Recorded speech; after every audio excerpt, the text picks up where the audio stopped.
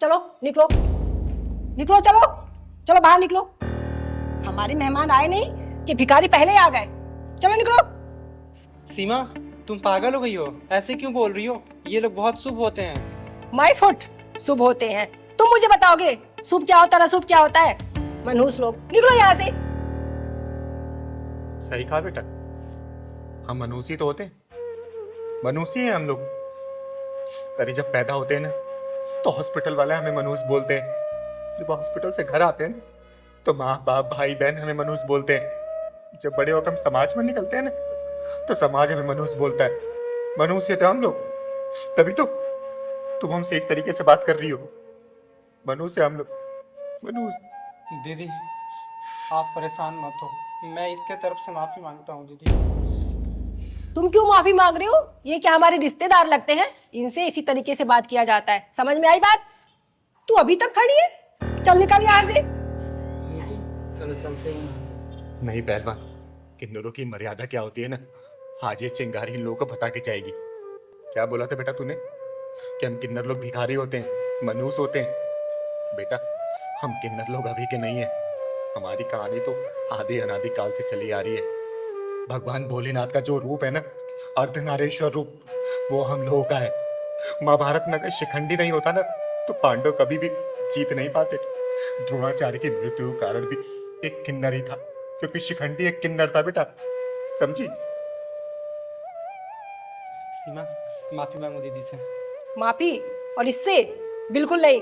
बेटा, आपको माफी मांगने की कोई जरूरत नहीं है, मत मांगो माफी। और हम लोग मनुष्य है, हम कितने ही मनुष्य है ना, तो आप जैसे लोगों को दुआएं देते हैं कि आपके घर में हमेशा खुशियां ही रहे। कभी भी किसी घर में बच्चा होता है ना तो हम लोग बधाई गीत गाने जाते हैं। कोई भी आयोजन हमारे बिना पूरा नहीं होता है, चाहे कितने भी खर्चे कर लो, जब तक किन्नर नहीं जाते बधाई देने ना तो शुभ नहीं माना जाता उस जगह को। दुनिया वालों की मानसिकता ऐसी हो चुकी है हमारे प्रति, एक अंग विशेष ना होने के कारण समाज हमें धिक्कारता है, गलत निगाहों से देखता है। कोई छक्का बोलता है, कोई हिजड़ा बोलता है, कोई ताली बजाने वाला बोलता है, कोई रेड लाइट पे खड़े होने वाला बोलता है। अरे हमारी क्या गलती है बताओ ना? अरे उसी भगवान ने हमें भी पैदा किया है ना, जिन्होंने आप लोगों को पैदा किया है। अरे आप लोग पास तो भगवान ने 2 हाथ 2 पैर सब कुछ दिया, हम लोग को ही बराबर दिया, सिर्फ एक अंग विशेष नहीं दिया। हमारी गलती है क्या? एक अंग विशेष ना होने का हमारे माँ बाप भी हमको छोड़ देते, उनको कोई मतलब नहीं होता कि उनका बच्चा कहाँ गया, जिंदा है या मर गया। समाज पे धक्के खा खा के हम लोग बड़े होते हैं, जीते हैं, पलते हैं। अरे मृत्यु अगर इतना आसान होता ना तो हम किन्नर लोग कब के मर चुके होते। लेकिन मैंने सुना है ना कि मृत्यु बड़ी डरावनी होती है, इसीलिए मरने का कोई भी सोच नहीं पाता।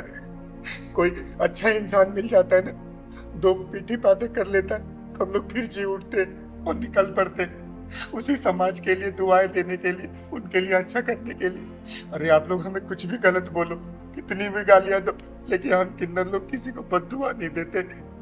बताए बेटा, जब भगवान श्री राम 14 वर्ष के वनवास के लिए जा रहे थे ना तो सारे अयोध्यावासी उनको छोड़ने गए थे, जिसमें नर थे, नारी थे और हम किन्नर थे। तो भगवान श्री राम जी ने बोला कि आज जितने भी नर नारी है सब वापस अयोध्या लौट चले जाए, लेकिन उन्होंने हमारे बारे में कुछ भी नहीं बोला और वो चले गए। हम किन्नर लोग 14 साल तक वहां इंतजार किए प्रभु श्री राम जी का। जब प्रभु श्री राम जी सीता जी को लेके वापस आ रहे थे ना तब तक हम लोग वहां पे थे। प्रभु श्री राम ने जब देखा तो उन्होंने पूछा आप लोग यहाँ क्या कर रहे?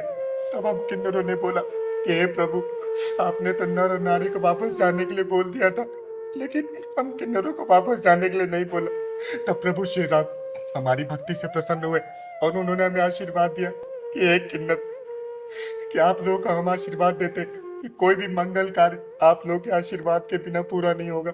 आप लोग किसी को भी आशीर्वाद देंगे ना तो बहुत फलेगा फूलेगा, इसलिए हम किन्नर इस धरती पे आए हैं ना तो हम अपने प्रभु श्री राम की बातें मानते।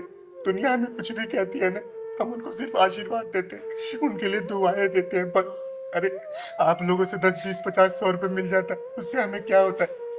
लेकिन उस 10-20 रुपए के साथ साथ जो हम लोग आप लोगों को लाखों की दुआएं देते हैं ना, वो आपके बहुत काम आती है, बहुत काम आती है। और मैं तो यहाँ पे चकाचौंध देखी तो इसलिए मैंने सोचा कि शादी ब्याह के शायद घर होगा तो मैं दुआ देने आ गई। लेकिन कोई बात नहीं, आप लोग खुश रहो, हमेशा खुश रहो। चल पहलवान चल। दीदी मुझे माफ कर दो दीदी, मैं नादान आपको समझ नहीं पाई। मुझे माफ कर दो दीदी, मेरी गलतियों को माफ कर दो। बेटा देख, मैंने ये नहीं बोला कि तूने जानबूझ के किया। हमारे समाज की मानसिकता ही यही है, हम किन्नरों को इसी दृष्टि से देखा जाता है। हम किन्नरों को अच्छा माना ही नहीं है आज तक, तो तुम लोग कैसे सीखोगे? अरे तुम तो अभी पैदा हुए होगे ना, पहले के लोग भी ऐसे करते थे, तो वही तुम लोग देख के कर रहे हो। लेकिन एक बात बेटा, हम किन्नर लोग दिल के पूरे नहीं होते। कभी किन्नर के साथ ना बैठ के देखना, अरे हम लोग का ही मन करता है तुम लोग साथ बातें करने का, तुम्हारे साथ हंसने का, बैठने का, खाना खाने का, लेकिन तुम लोग कभी भी अपने समाज में हमें स्थान नहीं देते हो, इसलिए दिल बहुत रोता है। और उस भगवान से सिर्फ हम एक ही दुआ करते हैं कि हे भगवान, अगले जन्म में ना भले में कोई जन्म मत दे, लेकिन किन्नर का जन्म हमें मत देना, मत देना बेटा, मत देना। एक बात और बेटा, शायद तुम लोगों को दिमाग में आता होगा, जब किन्नर की मृत्यु होती है तो उसे चप्पलों से मार के उसका अंतिम संस्कार किया जाता है। वो इसीलिए, हे भगवान, इसको अगले जन्म में कभी भी किन्नर का जन्म मत देना। दीदी चुप हो जाओ, यहाँ से चलते हैं हम। चल दीदी दीदी मत जाओ ऐसे, और हमें माफ कर दो, हमसे बहुत बड़ी भूल हो गई। हमारे घर में मेहमान आए या ना आए, आप हमारे घर के अंदर चलो दीदी, ये हमारे लिए बहुत सौभाग्य की बात होगी, नहीं तो मुझे लगेगा कि आपने मुझे माफ नहीं किया। हाँ दीदी, इसको माफ कर दो, इसने जो किया वो नादानी में किया है। माफ कर दो। चलो दीदी अंदर चलो।